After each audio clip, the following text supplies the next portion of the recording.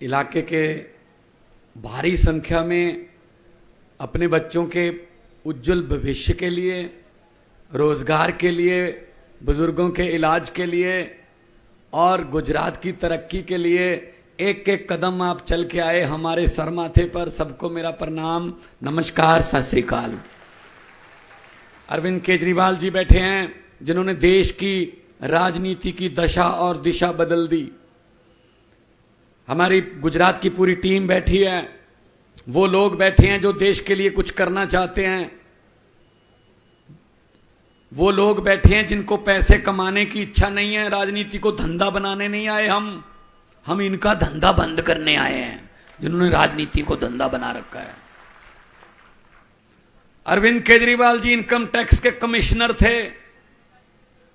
हिसार जिले में हरियाणा में फर्स्ट आए थे, एक ही स्टूडेंट आया था जो चुना गया था पूरे जिले से।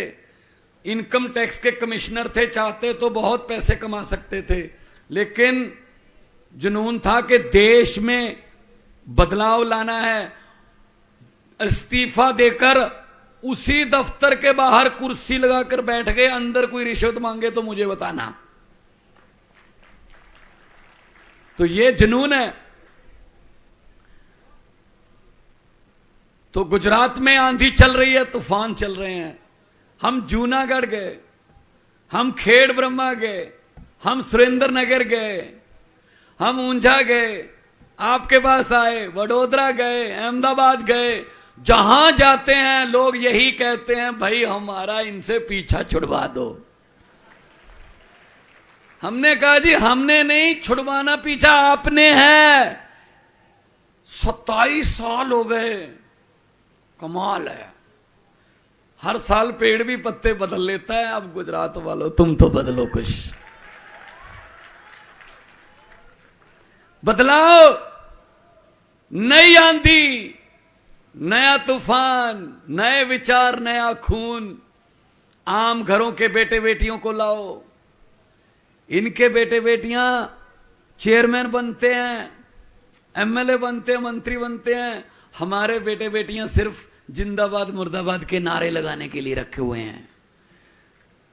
क्यों भाई, हमारे बेटे बेटियां क्यों नहीं बन सकते विधायक? हमारे बच्चे क्यों नहीं बन सकते चेयरमैन? क्या कुर्सी पे बैठना नहीं आता उनको? इनको बोल देना बीजेपी वालों को कि अरविंद केजरीवाल और भगवंत मान आए थे दिशा में, ये बोल के गए हैं कि इनके बेटे बेटियों के बिस्तरे गोल कर दो, आम लोगों के बेटे बेटियां आ रहे हैं। कांग्रेस चलो छोड़ो, क्या बोलेंगे। कांग्रेस तो कोमा में चली गई है। दिल्ली में भी जीरो है, 2 बार जीरो। देश की सबसे पुरानी पार्टी देश की राजधानी में जीरो। खत्म। ये दिल से बोला है। जहां पर राहुल गांधी जी रहते हैं, सोनिया गांधी जी रहते हैं, इनके बड़े बड़े नेता रहते हैं, जिस इलाके में, वो नई दिल्ली विधानसभा है। वहां से एमएलए पता कौन है पिछले 3 बार से? अरविंद केजरीवाल। चलो खुद तो वोट नहीं देते होंगे, लेकिन उनके घर पे काम करने वाले, माली, रसोई वाले, सब आम आदमी पार्टी को वोट देते हैं, क्योंकि वो अंदर से इनको जानते हैं कि कैसे हैं ये, कि कौन कौन आता है घर पे, आपस में कैसी मीटिंग होती है 12 बजे, सीक्रेट मीटिंग, तुम ये कर लो, तुम वो कर लो। हम वो वाले नहीं। हम तो भाई, कोई हमें कहता भाजपा की बी टीम है, कोई कहता कांग्रेस की बी टीम है। हम टीम हैं, लेकिन जनता की ए टीम है। हम पब्लिक की ए टीम है। पंजाब में 7 महीने हुए हैं सरकार बने हुए।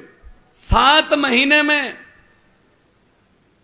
जो 1 जुलाई को हमने बिजली फ्री की, 2 महीने का बिल आता वहां 300 यूनिट पर मंथ, हमने 600 यूनिट एक बिल का फ्री कर दिया। 74 लाख से ज्यादा मीटर हैं पंजाब में। अभी जो बिल आया है उसमें 50 लाख से ज्यादा लोगों का बिल जीरो आया है। जीरो। आपके यहां भी आ सकता है। दिल्ली में जीरो आता है। दिल्ली में भी पहले ऐसा होता था, बिजली टाइम पे आए ना आए बिल आता था।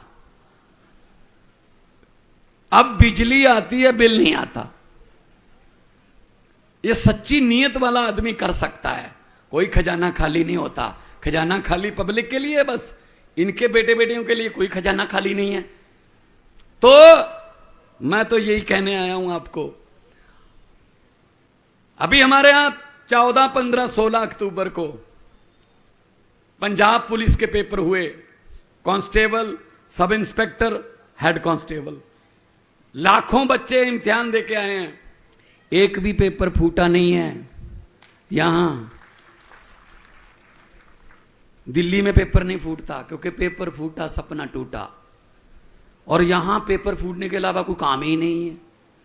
मुझे तो पता चला 2015 से सब पेपर, अभी बीबीए का, बीकॉम का पेपर फूटा है। फिर युवाओं का दिल टूट जाता है कि क्यों पढ़ाई करें यार, पेपर फूटता है, बड़े बड़े लोग जो हैं वो पास हो जाते हैं। तो मैं तो यही कहने आया हूं कि बदलाव, परिवर्तन। मुझे एक युवा मिला, मैंने कहा गुजरात वालों को क्या चाहिए? कहता जी चेंज। मैंने कहा जी चेंज कौन है? कहता जी आम आदमी पार्टी। मैंने कहा कांग्रेस चेंज नहीं है? कहते नहीं जी कांग्रेस चेंज नहीं, कांग्रेस तो एक्सचेंज है। वो तो किसी के 4 काम हो गए इधर से खरीद लो, किसी के 5 काम हो गए इधर चले गए। वो तो मतलब विधायक बेचने वाली कंपनी बन चुकी है। गोवा में बिक गए, महाराष्ट्र में बिक गए, कर्नाटका में बिक गए। तो वोट खराब मत करना। बिकने का मतलब है वो आपके वोट की कीमत डाल रहे हैं, वोट की। और वोट की कोई कीमत नहीं होती। ये शहीदों ने, भगत सिंह, राजगुरु, सुखदेव, चंद्रशेखर आजाद जैसे शहीदों ने जवानी में फांसी के रस्से चूम कर हमको वोट देने का अधिकार लेके दिया है। इसको बेकार मत करना, बेकार मत करना। और शहीद भगत सिंह, उनको कभी भी यह चिंता नहीं थी आजादी आएगी या नहीं आएगी। उनको पक्का पता था आजादी आएगी, लेकिन उनको चिंता थी आजादी के बाद देश कौन से हाथों में जाएगा। वो चिंता सही साबित हुई। देख लो 75 साल हो गए, अंग्रेज अभी शर्मिंदा हैं कि हमारे बुजुर्ग 200 साल में उतना नहीं लूट सके हिंदुस्तान को जितना इन्होंने लूट लिया खुद। ये 500 करोड़ का घोटाला, ये 5000 करोड़ का घोटाला, इतने बड़े बड़े घोटाले कि लोगों के भी दिमाग ऊपर उठा दिए। 5-7 करोड़ के घोटाले की तो हम भी खबर नहीं पड़ते, कोई छोटा मोटा चोर होगा, बड़ी बात कर यार, इतना पैसा खा गए ये। मैं तो जब से होश संभाला है, सुबह 9 बजे 15 अगस्त को लाल किले से भाषण सुनता आ रहा हूं। भाई साहब वही भाषण, अफसरों का लिखा लिखाया, रटा रटाया, बेरोजगारी पे चिंता व्यक्त, आतंकवाद पे थोड़ी ज्यादा चिंता व्यक्त, महंगाई पे बहुत ज्यादा चिंता व्यक्त। कहते जी नमस्कार, ये था 15 अगस्त। अरे मेरे देश के वारसों, अब तो लाल किले के कबूतरों को भी भाषण याद हो गए होंगे। अगर हमारी किस्मत नहीं बदल सकते, कम से कम भाषण तो बदल लो। भाषण भी वही चल रहा है, क्यों बदलें, अपने आप बारी आ जाती है। तो आओ इनको ही बदल डालें हम, इनको बदल डालो। एक बटन दबाकर जो क्रांति आ रही है, एक बटन दबाकर, झाड़ू वाला। पंजाब में क्रांति आई, दिल्ली में क्रांति शुरू हुई। पहले हम ये कहते थे कि ये 8 साल पुरानी पार्टी है, 2 राज्यों में सरकार है, 10 राज्यसभा के मेंबर हैं। अब एक लड़के ने मेरे साथ फोटो करवाई, उसने ऐसे कर लिया। मैंने कहा ये क्या है? कहते ये गुजरात है। कहते 3 हो जाएंगे अब। तो ये तो फिर आपका फैसला है, जनता का फैसला है। वोट डालने जाओगे, वोट डालकर यह सोच लेना कि आज बच्चों की किस्मत चमका के आए हैं झाड़ू वाला बटन दबा के, वरना 27 साल हो गए, 5 और चले जाएंगे, क्या करोगे?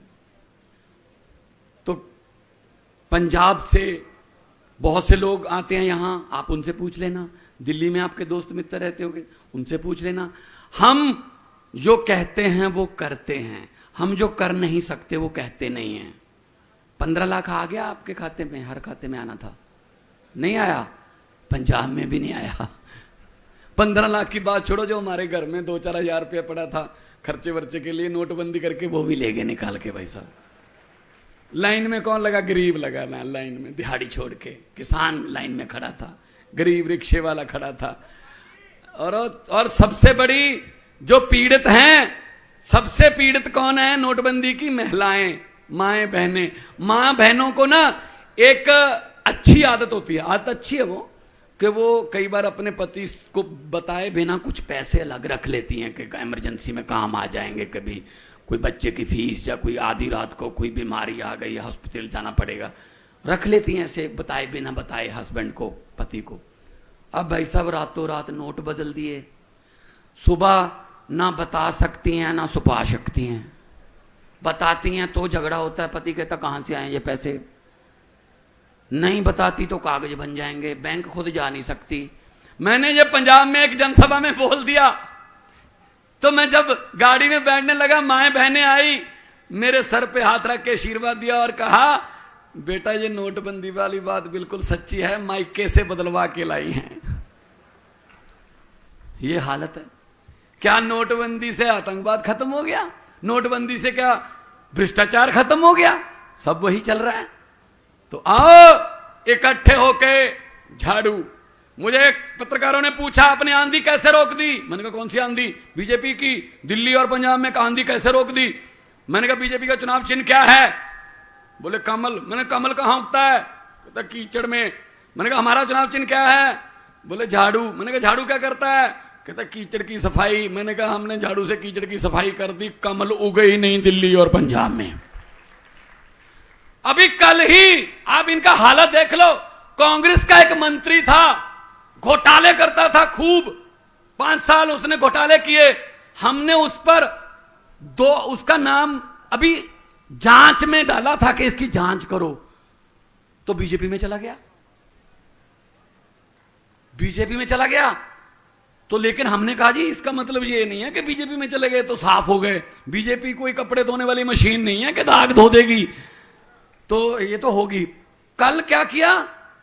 1 करोड़ रुपया लेके, 1 करोड़ की बात कर ली, 50 लाख रुपया लेके विजिलेंस के पास आ गया कि मेरा नाम इसमें से निकाल दो। भाई साहब जो 1 करोड़ रुपया नाम निकालने का दे रहा है, कितने करोड़ खाए होंगे उसने? तो विजिलेंस ने वहीं पकड़ लिया, भाई साहब आज जेल में है वो। ये है ईमानदारी। कितने खाए होंगे उन्होंने। तो मैं तो यही कहता हूं, जहां भी जाता हूं, ये आएंगे जैसे ईशुदान भाई बोल रहे थे, पैसा बहुत है इनके पास लूटा हुआ, आएंगे आपके पास। अभी आपके दिन थोड़े आने वाले हैं, अभी आपको हाथ जोड़ने वाले हैं, ये आएंगे पैसे लेके। मेरी हाथ जोड़ के बेनती है दिशा वालों, अगर ये पैसे लेकर आए आपके पास, मना मत करना, लक्ष्मी है आने दो, अपनी ही है। कुछ तो नोट भी पहचान लोगे कि ये तो वही नोट है यार जो पहले भी मेरे पास ही होता था, वहां कहीं बस इनके घरों में जाते हैं ये। हां, वो लेकर बोल देना कि हां, और वोट वाले दिन जैसे दिल्ली और पंजाब में होता है, कर देना कि हां। जो जो समझ गए वो ताली बजा सकते हैं, बाकियों को माफ है। अरे क्या समझदार लोग हैं सर, क्या समझदार लोग हैं। भ्रष्टाचारियों को बोल देना, जो पैसे इकट्ठे करते हैं उनको बोल देना कि जितने मर्जी इकट्ठे कर लो पैसे, हीरे मोती, मगर ख्याल इतना रखना कि कफन पे जेब नहीं होती, सब कुछ यहीं रह जाता है। गरीबों की बद्दुआएं मत लो, गरीबों की बद्दुआएं मत लो। तो दोनों हाथ ऊपर उठाकर 2 नारे लगाएंगे। भगत सिंह जी नारा लगाते थे, इनकलाब जिंदाबाद का, इनकलाब आजादी, इनकलाब बदलाव, वो ये भ्रष्टाचार से बदलाव, ये माफिया राज से बदलाव। तो उनकी आत्मा को भी थोड़ा सुकून मिलेगा कि हैं कुछ अभी जो जिन्होंने इनकलाब जिंदाबाद अभी छोड़ा नहीं है। दोनों हाथ ऊपर उठाकर इनकलाब, थोड़ा सा और ये टीवी में जाएगा, इनकलाब, भारत माता की, वंदे जय जवान जय जवान बोले सोनिहाल। बहुत बहुत धन्यवाद, आपने इतना प्यार सत्कार से मुझे सुना। बहुत बहुत तरक्की हो, तंदुरुस्ती हो। खूब खूब आभार સરદાર ભગવત માન સાહેબનો કે ખૂબ સરસ એમને આપણને માર્ગદર્શન આપ્યું। હવે આપણા દેશને આઝાદ થયાને 75 વર્ષ પૂરા થયા।